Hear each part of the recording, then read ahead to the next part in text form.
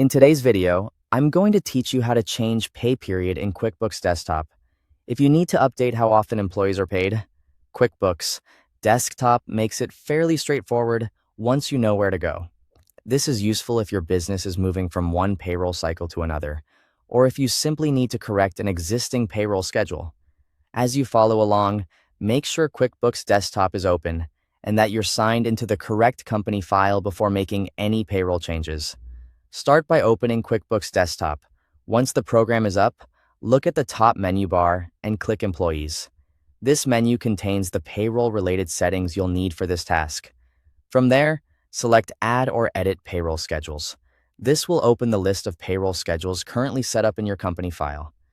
Payroll schedules help QuickBooks organize when employees are paid, so it's important to choose the correct one before making any edits.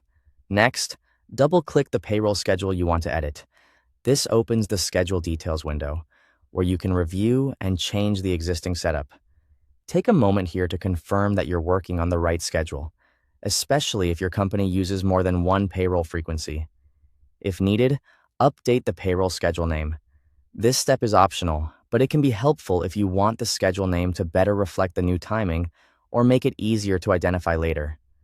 After that, select the new pay frequency from the drop-down menu.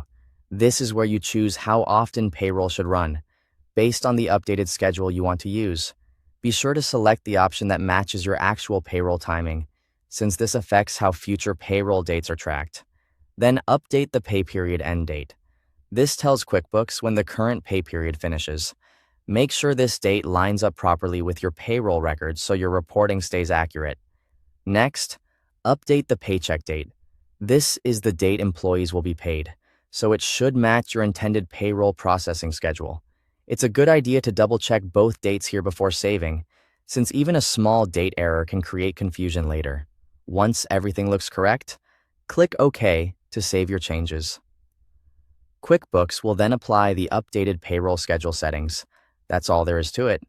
You've successfully changed the pay period in QuickBooks Desktop. Thanks for watching.